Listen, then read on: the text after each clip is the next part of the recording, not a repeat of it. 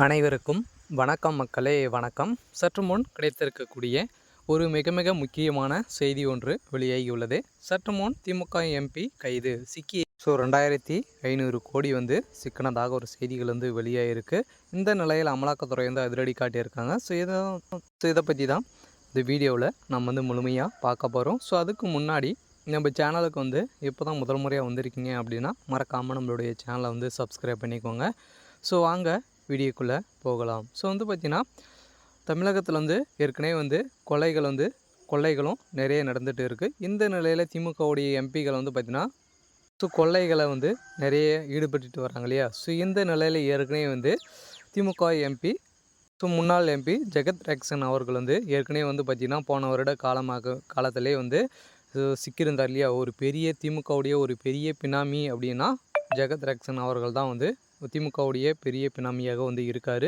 இவருடைய சொத்து மதிப்புன்னு பார்த்திங்கன்னா எக்கச்சக்கமான சொத்து மதிப்புகள் இருக்குது. இவருடைய சொத்து மதிப்பு பார்த்திங்கன்னா இந்தியாவுடைய கடனே அடைக்கக்கூடிய அளவிற்கு சொத்து மதிப்பு இருக்கு இல்லையா. இவர் செய்யாத தொழிலே இல்லை.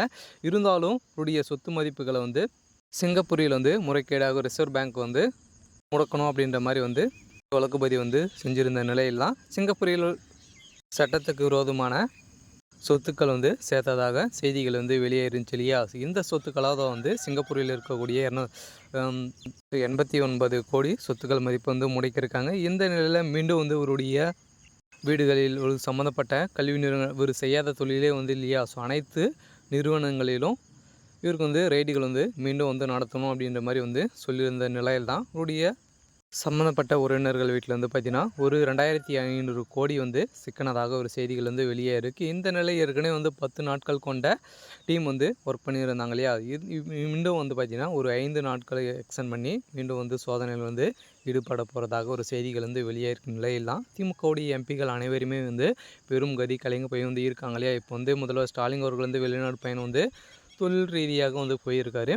இந்த நிலையில் திமுகவுடைய எம்பிகள் சிக்கக்கூடிய அளவிற்கு பார்த்திங்கன்னா இப்போ நடந்துகிட்டு இருக்கு இல்லையா. இதனால் பார்த்திங்கன்னா ஜெகத் ரக்ஷன் அவர்கள் சிக்கினார் அப்படின்னா செந்தில் பாலாஜியை தொடர்ந்து அடுத்ததாக ஜெகத் ரக்ஷன் அவர்கள் பார்த்திங்கன்னா சிக்கிறதுக்கான அனைத்து வாய்ப்புகளும் இருக்குது. இந்த நிலையில் தான் சம்மந்தப்பட்ட அனைத்து இடங்களிலும் சோதனைகள் ஈடுபட்டு வராங்க. இதுக்கு தகுந்த டாக்குமெண்ட்டுகள் போலியான டாக்குமெண்ட்டுகள் நிறைய சிக்கியிருக்க நிலையில் தான் சொதிரடியாக ஒரு கைது செய்யப்பட்டுக்கிறதாக செய்திகள் வெளியே இருக்குது. இந்த நிலையில் இவர் கொடுக்கக்கூடிய வாக்குமூலங்கள் அனைத்தும் எவிடன்ஸாக எடுக்கப்படும் அப்படின்னு சொல்லியிருக்க நிலையில் ஒரு பார்த்திங்கன்னா வாக்குமூலம் கொடுத்தாரு அப்படின்னா முதல்வர் ஸ்டாலின் கோபாலபுரமே சிக்கிறதுக்கான அனைத்து வாய்ப்புகள் இருக்குது.